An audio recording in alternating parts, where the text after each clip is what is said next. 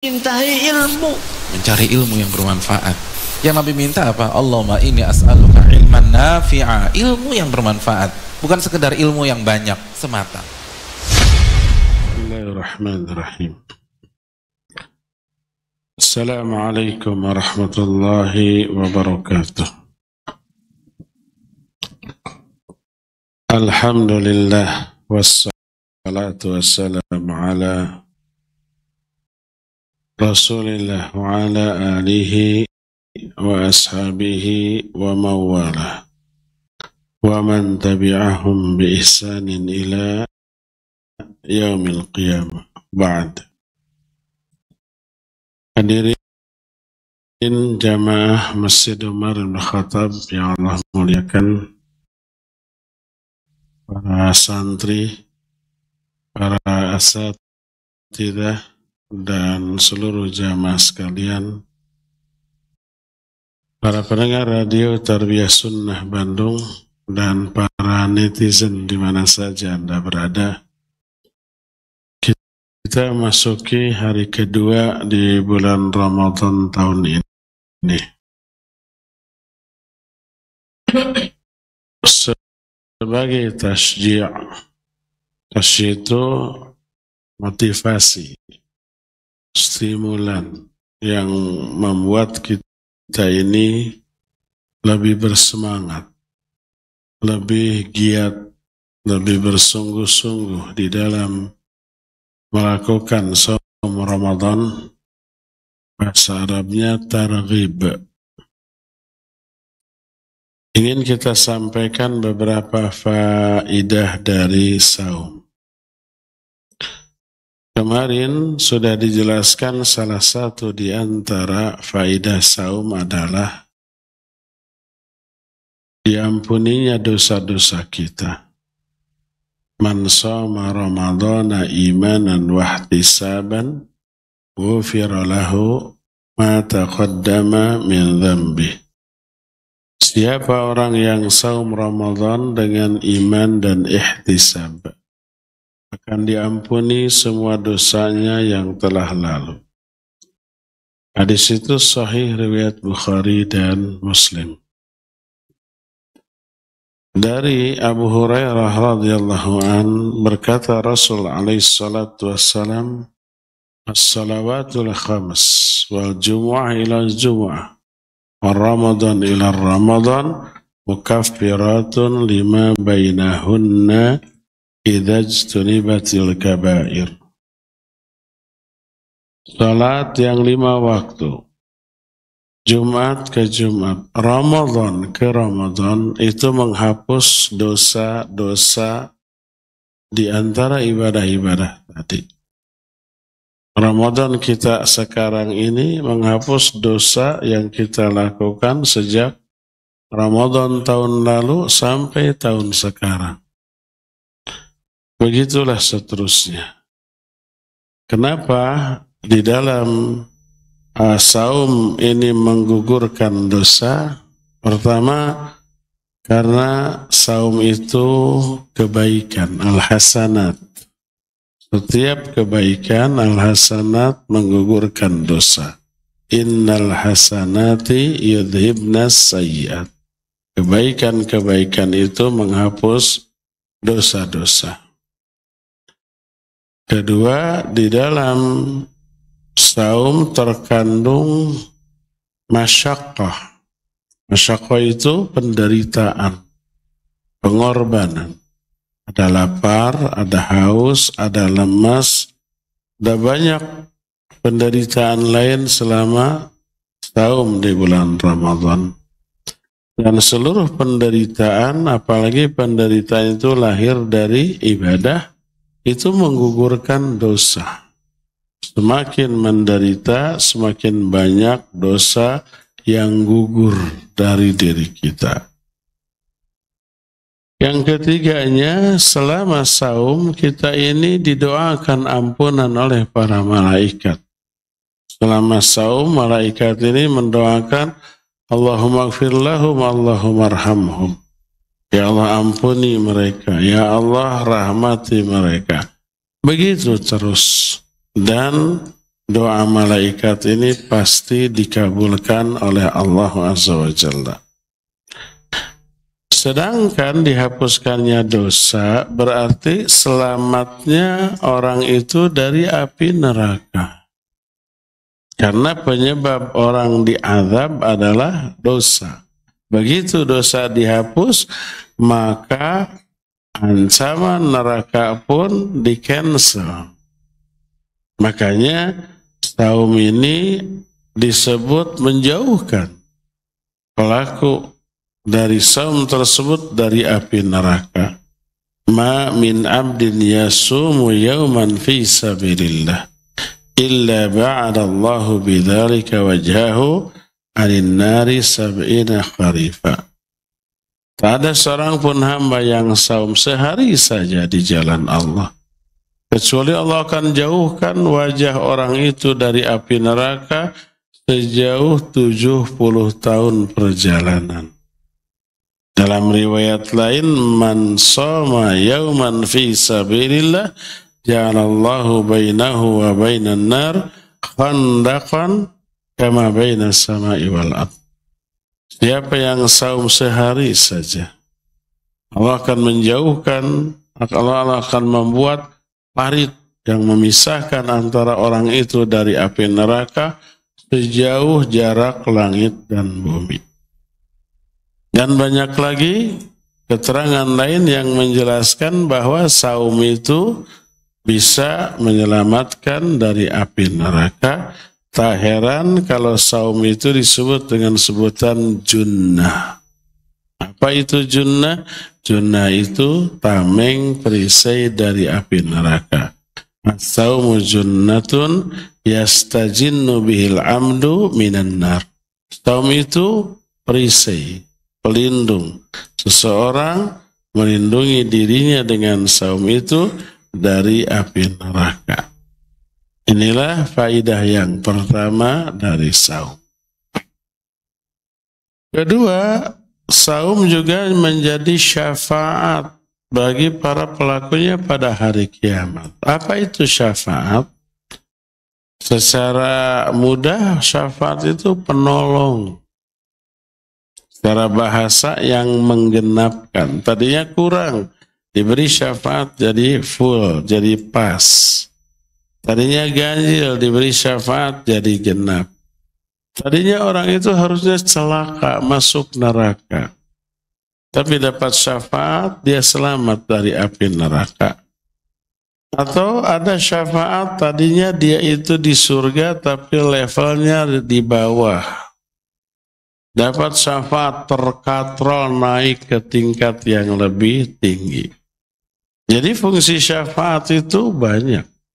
Salah satu di antara amalan yang akan memberi syafaat adalah saum plus Al-Quran yang kita baca, kita pelajari, kita amalkan, kita ajarkan. Sebagaimana hadis riwayat Imam Ahmad, Al-Hakim, Abu Nuaim dan yang lain-lainnya dengan sanad yang hasan, berkata Nabi SAW, as-siyam wal Quran yashfa'ani lil amdi yaumal qiyamah. Saum dan Quran akan menjadi syafaat bagi seorang hamba pada hari kiamat. Yaqulu siyam, berkata saum. Maksudnya, kata Imam At-Tirmidzi, qala thawabus siyam, berkata pahala dari saum. Yang berkata itu bukan saumnya, tapi pahala dari perbuatan atau amalan saum. Karena Ibnu Abbas menyatakan, kullu thawabi a'mali ibni Adam mujassimatun yaumal qiyam. Semua pahala dari amalan Bani Adam nanti akan berwujud pada hari kiamat. Nah, wujud itu yang kemudian ditimbang. Ada wujudnya. Apa wujudnya? Wallahu a'lam. Tidak ada penjelasan.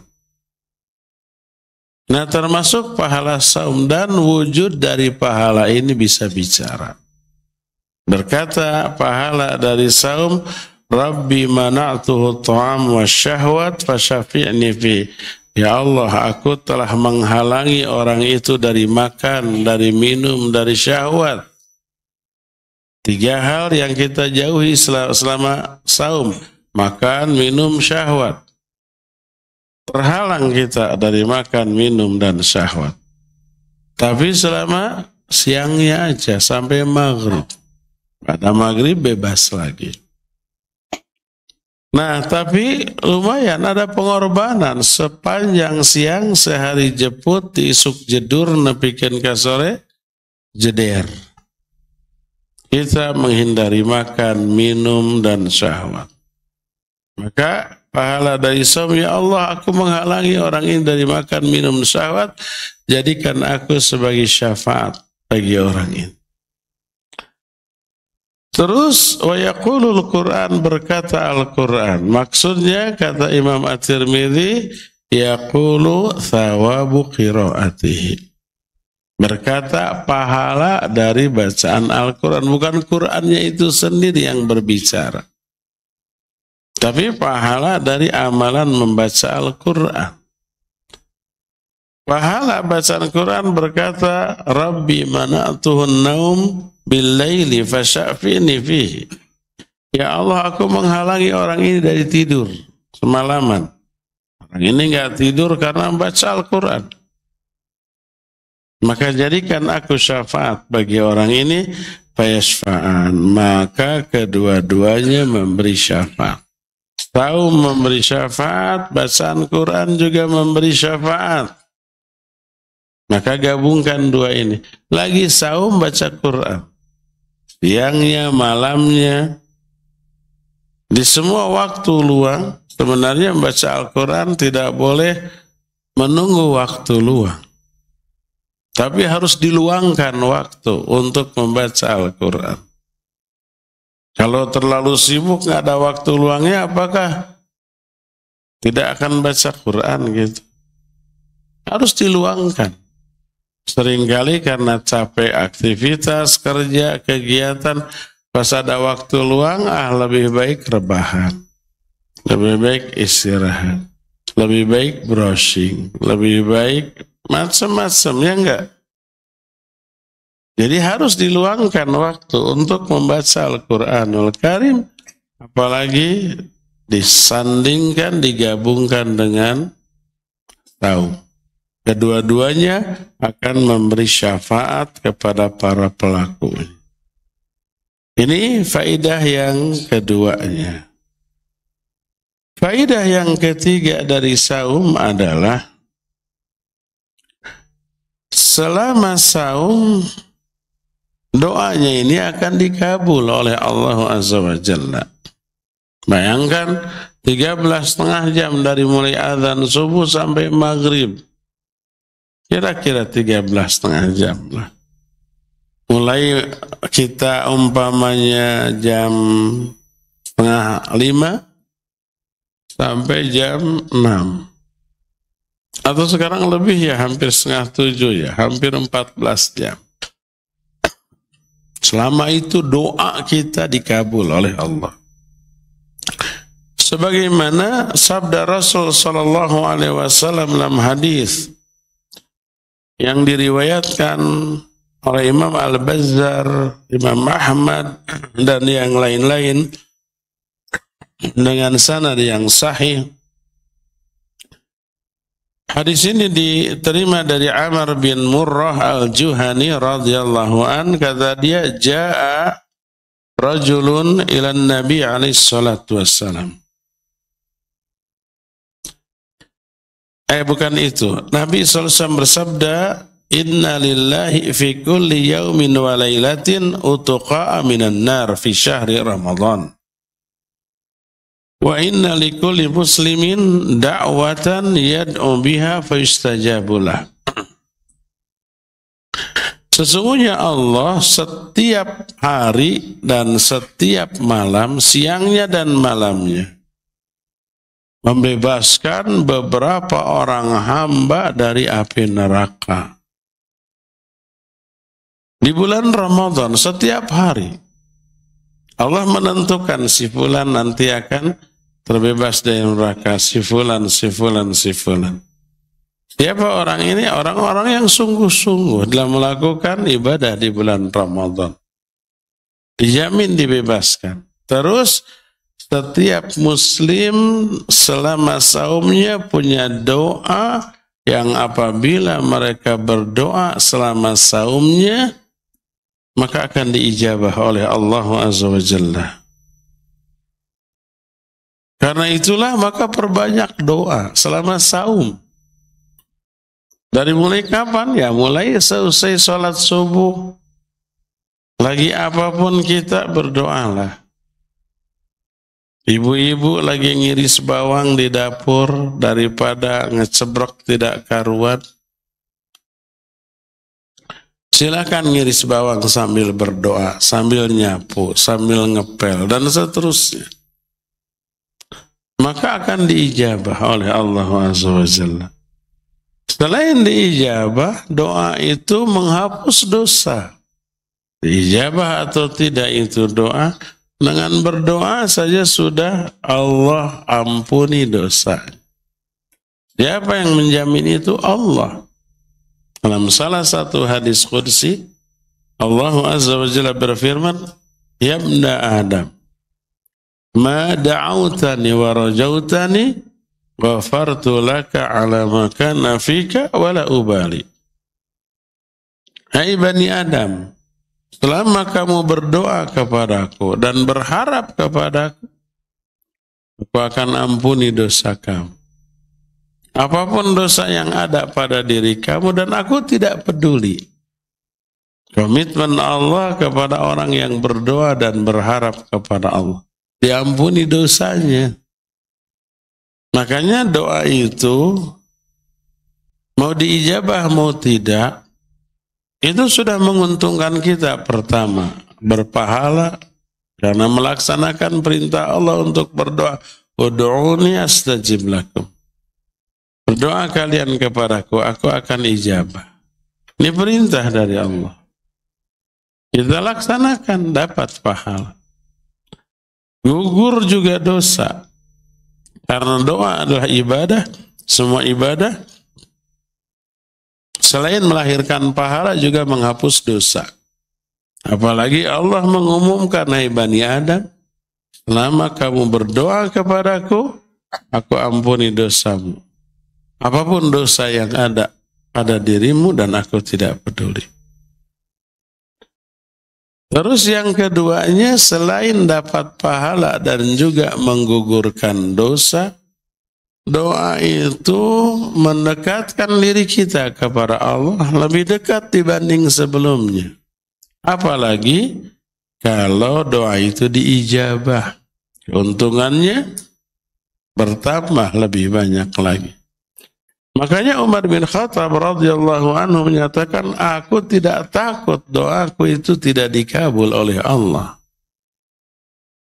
Karena mau dikabul mau tidak, itu sudah pahala dan gugur dosa.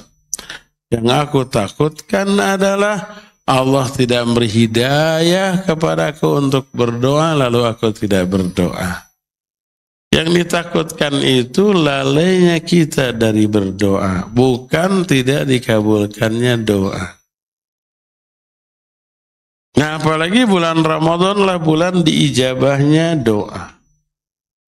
Selain itu, di sini tadi dikatakan setiap hari, setiap malam orang-orang tertentu Allah catat akan dibebaskan dari api neraka.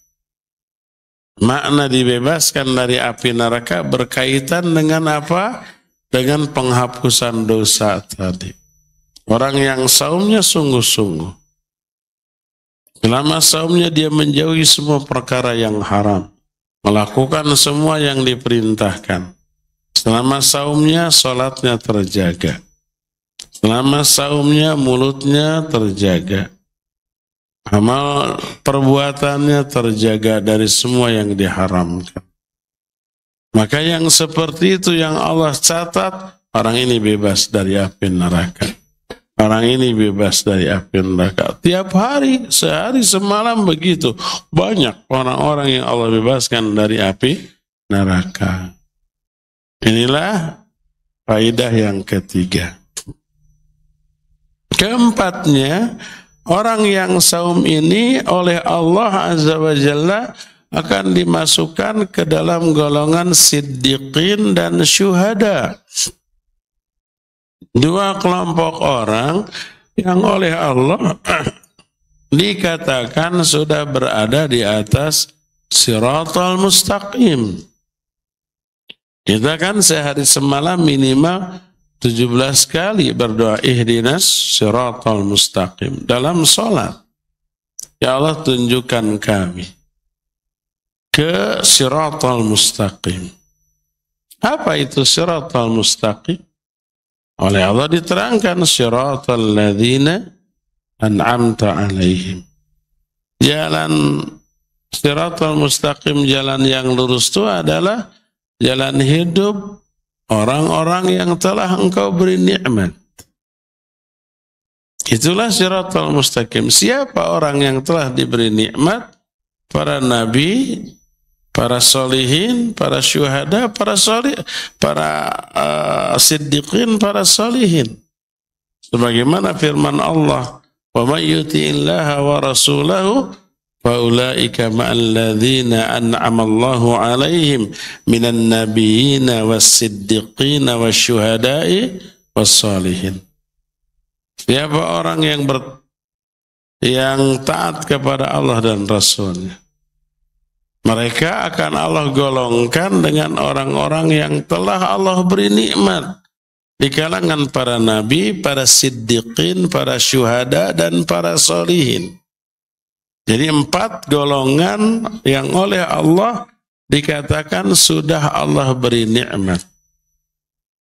Berarti mereka ini sudah berada di atas siratal mustaqim. Siapa 4 golongan itu? Para nabi, para siddiqin, para syuhada, para solihin.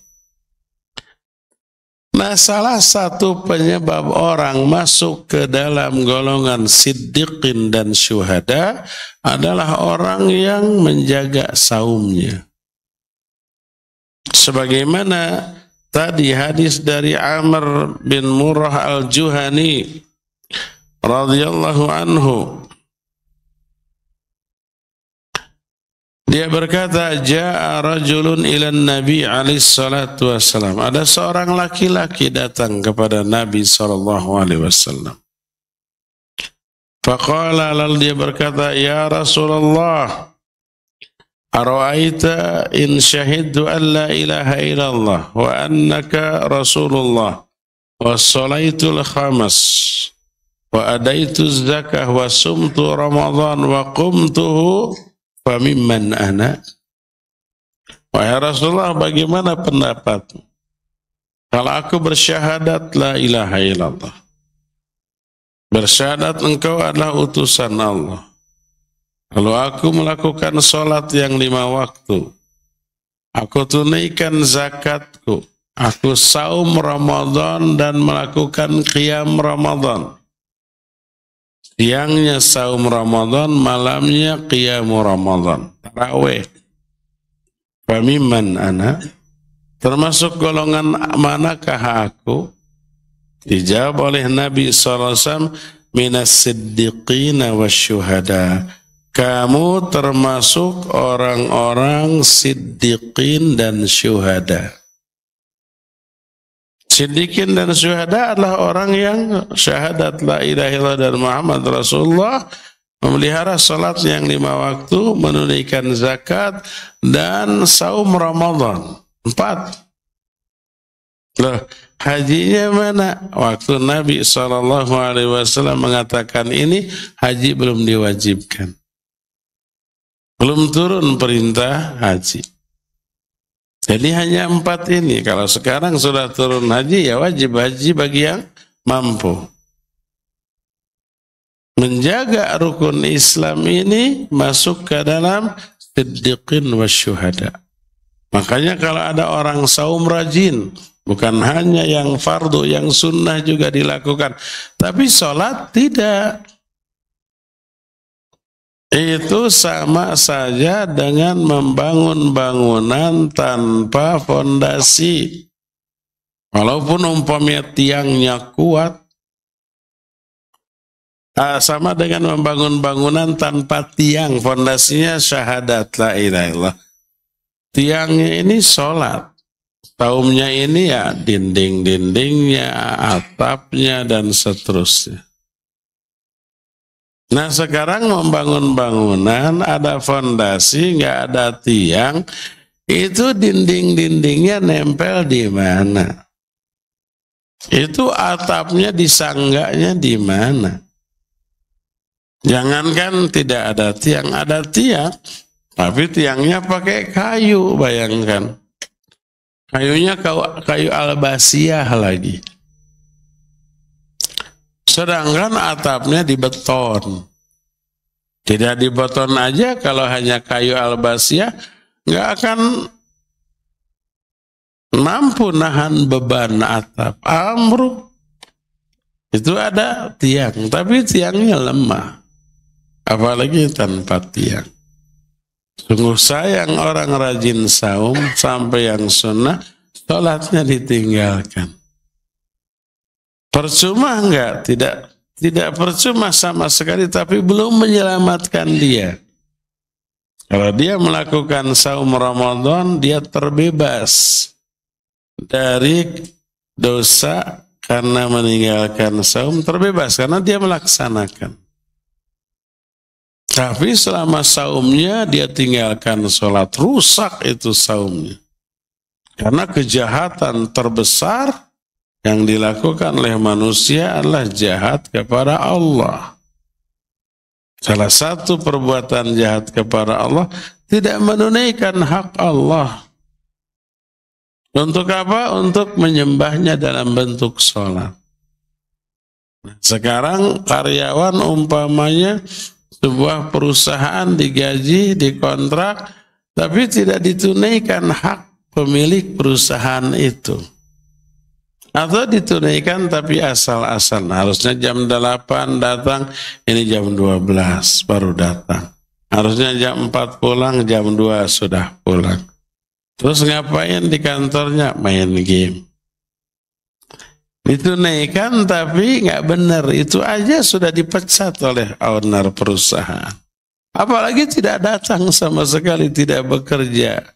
Tiap bulan digaji. Gabut, gaji buta. Dipecat nggak? Dipecat tentu saja, ya. Dimarahi. Apalagi kepada Allah Azza wa Jalla. Jadi konsekuensi kita sebagai muslim yang sudah bersyahadat, wajib tunaikan hak Allah dalam bentuk salat, dalam bentuk saum. Nanti kalau saum tapi tidak salat, rusak saumnya. Jadi kita lihat bahwa orang yang termasuk siddiqin dan syuhada, salah satunya orang yang menjaga saum dan menjaga qiyamul Ramadan, yaitu tarawihnya. Maka jaga ini tarawih. Saum siangnya saum, malamnya kita tarawih. Dua-duanya penghapus dosa. Man shoma Ramadhana imanan wa ihtisaban ghufira lahu ma taqaddama min dzambi. Di hadis lain man qama Ramadan, siapa yang melakukan qiyamul Ramadan imanan wa ihtisaban, dengan iman dan ihtisab, ghufira lahu ma taqaddama min dzambi, diampuni semua dosa-dosanya yang telah lalu, ya. Jadi lihat betapa hebatnya dan banyaknya faidah dari saum yang kita lakukan. Ini semua faidah ukhrawi dini. Faidah untuk di akhirat, faidah agama. Belum faidah dunia. Tadi faidah yang sifatnya psikis, batin, jiwa, hati, dapat ampunan. Itu keuntungan bagi jiwa kita. Dapat pahala, keuntungan bagi jiwa kita. Tentu saja dapat ridho Allah, cinta Allah, dan dekatnya kita dengan Allah. Itu keuntungan jiwa kita. dibebaskan dari api neraka, dimasukkan ke dalam surga. Nah, selain ukhrawi, ada manfaat duniawi. Manfaatnya itu multidimensi.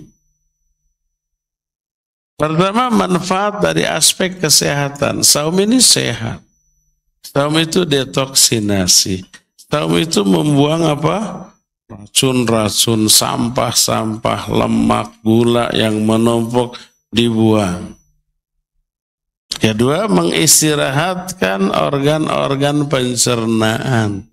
Tidak diforsir terus. Dan itu menyehatkan semua pihak, termasuk kedokteran modern ataupun kedokteran yang jadul, klasik gitu. Semuanya menyatakan saum itu menyehatkan, baik bagi tubuh, selain baik bagi jiwa, ya.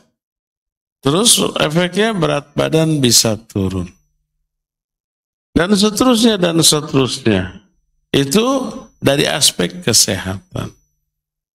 Dari aspek sosial, saum ini membangun ukhuwah. Karena apa? Banyak aktivitas yang dilakukan bareng-bareng yang tidak ada di luar bulan Ramadan. Ada buka saum bersama, ada infak dan sedekah untuk buka saum bersama dari orang-orang yang rizkinya lebih. Ada tarawih bersama, ada kajian bersama, ada itikaf bersama. Itu membangun ukhuwah, menjalin persahabatan, pertemanan, persaudaraan. Secara sosial terbentuk komunitas. Dan banyak lagi keuntungan-keuntungan ukhrawi dan duniawi yang lahir dari saum. Karena itulah maka adanya bulan Ramadan yang diwajibkan saum di dalamnya merupakan anugerah besar bagi kita untuk keuntungan dunia ataupun akhirat, keuntungan pribadi ataupun keuntungan sosial, termasuk keluarga, sahur dan bukanya bareng-bareng. Kalau hari-hari biasa masing-masing cuma ngambil nasi, ada yang di kamarnya, ada yang di ruang tamu, ada yang di meja makan, macam-macam. Masing-masing tidak bareng-bareng. Zaman sekarang begitu. Kalau zaman saya masih anak-anak seperti kalian, setiap makan tuh bareng, sarapan. Dulu ada 2 kali ya. Makan sarapan itu sekitar, kalau nggak sekolah ya, jam 8, jam 9. Makan lagi nanti habis asar, bareng-bareng. Tidak pernah masing-masing. Ada kebersamaan. Kalau sekarang kan rata-rata masing-masing ya. Semaunya. Pokoknya yang penting makanan sudah tersedia. Ada yang jam 7, jam 8, ada yang jam 6 sarapannya. Makan siang masing-masing. Duduk sendiri, bawa ke kamar makan. Kan begitu. Kurang kebersamaan. Tapi di bulan Ramadan sahurnya bareng dan bukanya juga bareng. Ada kebersamaan, ya. Itulah beberapa faidah yang kita bisa ambil dari saum Ramadan. Cukup kajian ini sampai di sini dan kita masih punya sisa waktu untuk tanya jawab. Wa sallallahu ala nabiyina Muhammadin wa ala alihi wa ashabihi wasallam. Cung yang mau nanya, siapkan mic. Tidak ada yang mau bertanya? Aneh hari kamar ya, ngacung. Bagus Nadi. Hidupkan dulu.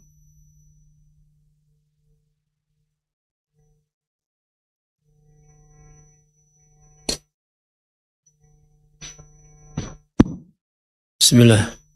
Ustaz, berkaitan dengan hadis yang menyatakan bahwa barang siapa yang saum 1 hari maka akan jauh 70 perjalanan.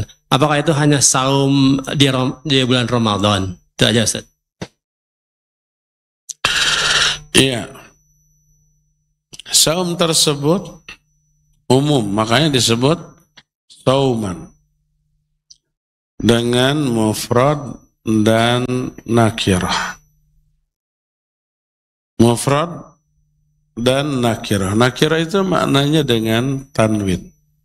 Man soma yauman. Siapa orang yang saum sehari aja, kapan saja. Bisa di bulan Ramadan, bisa di luar Ramadan. Bisa yang wajib, bisa yang sunnah. Termasuk saum yang sunnah, iya. Seperti Senin Kamis, seperti Ayyamul Bid, seperti Arafah, seperti Asyura, seperti Daud. Pokoknya saum-saum sunnah apapun yang dilakukan lillahi ta'ala itu terkena dengan hadis ini. Makanya Nabi SAW tidak menyebut man soma yauman fi Ramadan, tidak begitu. Siapa yang saum sehari saja di bulan Ramadan, enggak begitu. Tapi man soma yauman. Siapa yang saum sehari. Kapan saja, tidak dibatasi. Makanya diungkapkan dalam bentuk mufrad nakirah, itu umum makna. Ya, kapanpun, baik yang fardu ataupun yang sunnah. Dan ini targhib, stimulan, motivasi bagi kita untuk memperbanyak saum, termasuk saum yang sunnah. Kalau yang fardu tidak bisa diperbanyak. Siapa yang nambah yang fardu menjadi lebih dari sebulan, ya berarti nama-nama agama. Ya, ambil.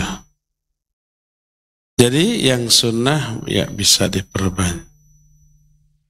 Sini. Wallahu a'lam. Ya, ada yang tanya lagi, bapak-bapak.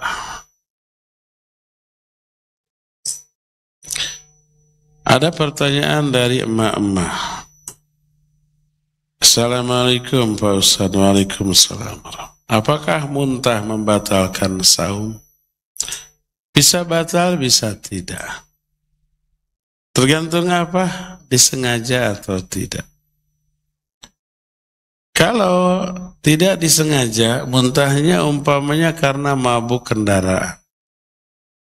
Atau mencium bau yang menyebabkan dia muntah. Atau masuk angin bisa muntah juga. Tidak disengaja, maka tidak batal. Adapun kalau muntahnya disengaja, yaitu membatalkan saum. Dengan cara gimana aja, dengan cara nyolok, lak-lakan, tenggorokan sendiri dicolok bisa muntah. Jangan dipraktikkan sekarang.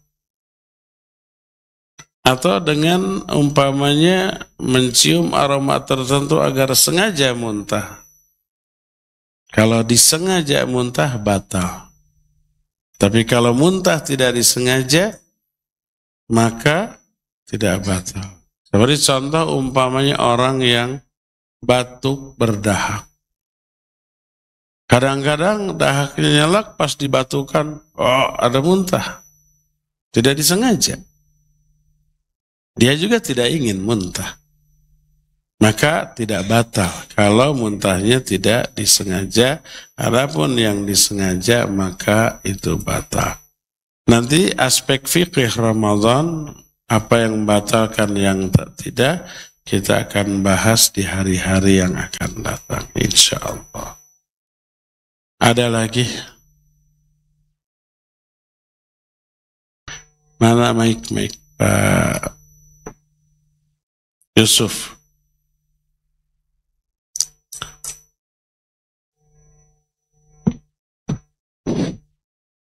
Assalamualaikum warahmatullahi wabarakatuh.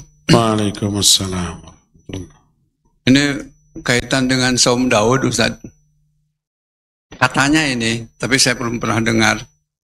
Saum Daud itu bisa menggugurkan saum-saum yang lain, katanya begitu. Selain saum Ramadan. Umpamanya sekarang saum, besok tidak. Hari Senin itu tidak usah saum, termasuk, tapi nanti pahalanya termasuk.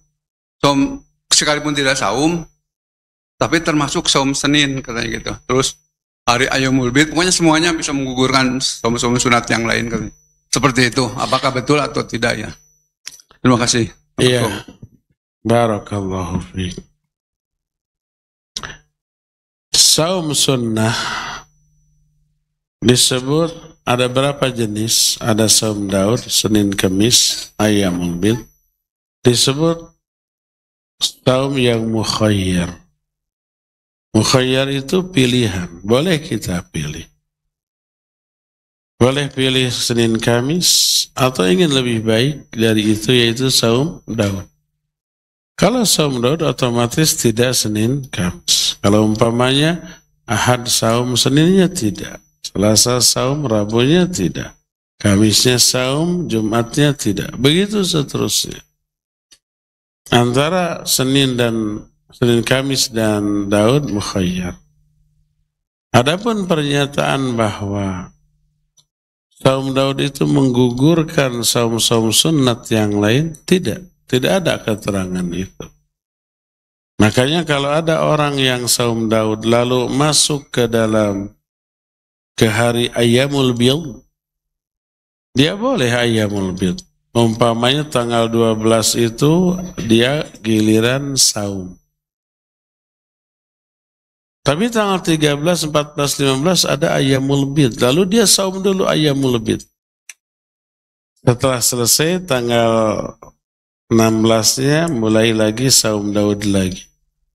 Besoknya tidak, besoknya lagi saum. Boleh.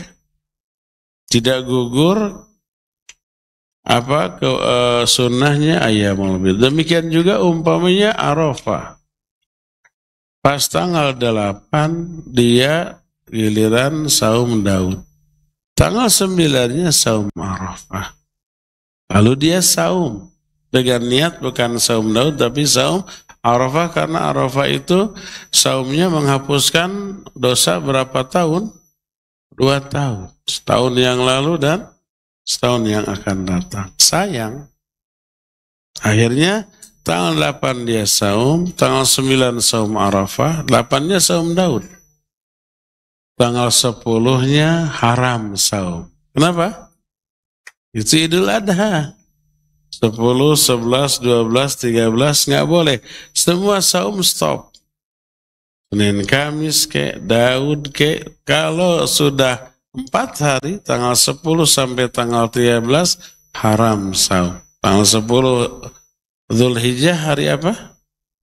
Idul Adha. 11, 12, 13 Dzulhijjah hari apa? Tasyrik. Haram. 4 hari ini haram. Boleh mulai lagi tanggal 14. Mulai saum Daud lagi. Jadi bahwa Senin, Kamis dan Daud itu mukhayyar, iya. Kalau Senin Kamis berarti tidak Daud, kalau Daud berarti tidak Senin Kamis. Adapun kalau Daud menghapus saum sunnah lain, tidak. Boleh saum Daudnya tanggal 8 saum, tanggal 9-nya saum Arafah.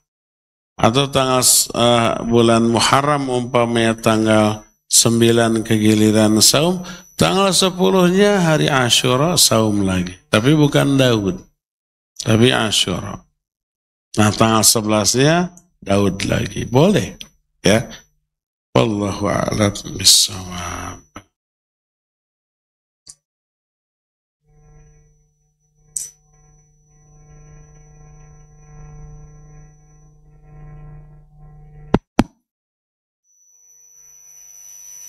Dari YouTube Ustadz, dari Bapak Budi Sarto, bagaimana dengan orang yang tetap berbuat dosa padahal sudah puasa siangnya?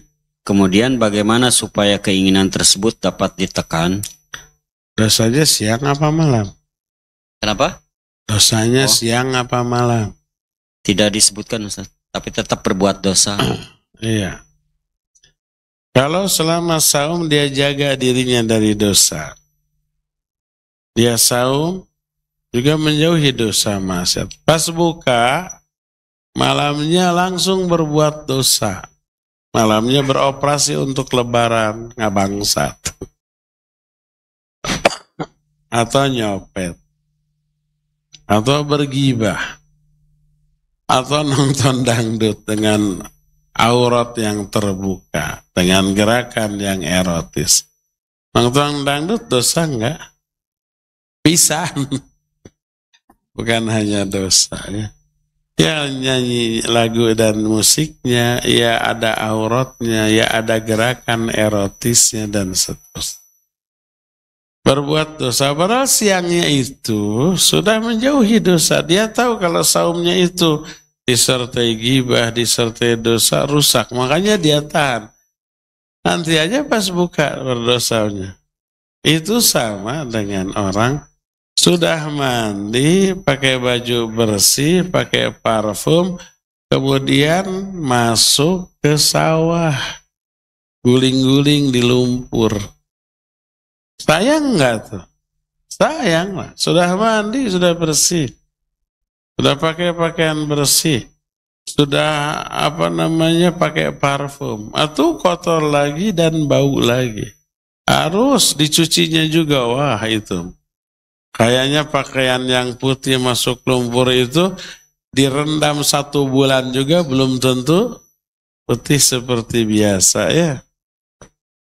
Sama dengan begitu. Sayang. Nah ingat, salah satu indikator atau tanda ibadah seseorang itu diterima, seusai ibadah dia menjauhi dosa dan maksiat. Lihat salat, inna salata tanha anil fahsya'i wal munkar. Salat, ini salat yang benar yang diterima. Menjauhkan pelakunya dari fahsya dan munkar, dari perbuatan-perbuatan dosa. Selama salatnya dia nggak berdosa. Di luar salat langsung ghibah, langsung melakukan dosa. Ya, itu indikator bahwa salatnya ditolak oleh Allah. Demikian juga saum. Selama saumnya tidak berdosa, habis buka berdosa. Itu menunjukkan apa? Saumnya tadi itu rusak. Kalau benar, setelah saumnya nggak akan dosa. Ya, selama mandi, bersih, semua celah-celahnya itu digosok gitu. Bersih, wangi, gosok gigi, pakai sampo, fresh, seger, pakai parfum, semprot, langsung masuk lumpur lagi. Kan sayang. Seolah-olah bekas mandinya itu hilang seketika ya. Jadi jangan sampai dirusak ibadah kita dengan dosa yang dilakukan setelah. Imam Ibn Rajab menyatakan qala ba'dus salaf. Telah berkata salah seorang ulama salaf, man amila hasanah thumma atba'aha bis-sayyi'ah fadzalika alamatu raddil hasanatil ula wa adabi qabuliha. Siapa orang yang berbuat baik ibadah lalu diikuti dengan perbuatan buruk dosa, maka perbuatan dosa itu tanda perbuatan baik tadi ditolak dan tidak diterima oleh Allah ya. Jadi hendaklah hati-hati. Ada lagi? Satu lagi Ustaz, dari Ummu Atfal. Assalamualaikum Ustaz, izin bertanya, apakah wanita lebih afdol sholat tarawih di rumah atau di masjid? Barakallahu fiik. Ya wa fiki barakallah. Kalau di jalan dan di masjidnya aman dari fitnah, terus di masjidnya itu lebih utama sholatnya karena imamnya tartil baca, tajwid makhrajnya, lagunya enak dan agak panjang tumanina. Kalau kita di rumah paling kulhu lagi. Kalau kita di rumah umpamanya 20 menit beres. Malah ada yang 23 rakaat 7 menit beres ada ya. Tapi kalau di masjid imamnya bacaannya enak, berjamaah, tartil, kemudian agak lama, hampir sejam, lebih enak ke jiwa, sebaiknya di masjid. Kalau aman dari fitnah. Di jalannya ataupun di masjidnya ya. Adapun kalau di masjidnya, baru dakwa gorowokan, tidak tartil, imamnya juga bacaannya nabrak-nabrak kaidah tajwid makhrajnya, kemudian ngebut. Asa teu para ruguh, safnya dibiarkan acak-acakan, maka sudah lebih baik untuk wanita di rumah saja. Wallahu a'lam. Cukup ya sampai di sini. Insyaallah kita akan lanjut besok pada salat subuh. Wa sallallahu ala nabiyina Muhammadin wa ala alihi wa ashabihi wasallam. Wassalamualaikum warahmatullahi wabarakatuh. Subhanakallahumma asyhadu an la ilaha illa لبيك اللهم لبيك لبيك لا شريك لك لبيك. Dapatkan pengalaman umroh bersama keluarga, teman, kerabat yang menyenangkan bersama Paradisa Tour. Umroh Paradisa akan mendapatkan umroh mabrur, keberkahan dan kemakburan. Insya Allah, fasilitas yang lengkap dengan pilihan hotel bintang 3, bintang 4, dan bintang 5 yang dekat dari Masjidil Haram dan Masjid Nabawi. Dapatkan juga bonus spesial, free city tour Mekah dan Madinah, free dan bonus eksklusif, free tour Museum Wahyu, gratis air jam-jam, sertifikat umroh, paket kuliner fried chicken Al-Baik, potongan harga mulai dari 500.000 hingga 1 juta, uang saku sebesar 50 real, merchandise dari Niaga TV, Muslimah Academy, dan Paradisa Tour. Umroh bersama Paradisa, insya Allah tenang, amanah, berkah, sesuai sunnah. إن الحمد والنعمة لك والملك لا شريك لك.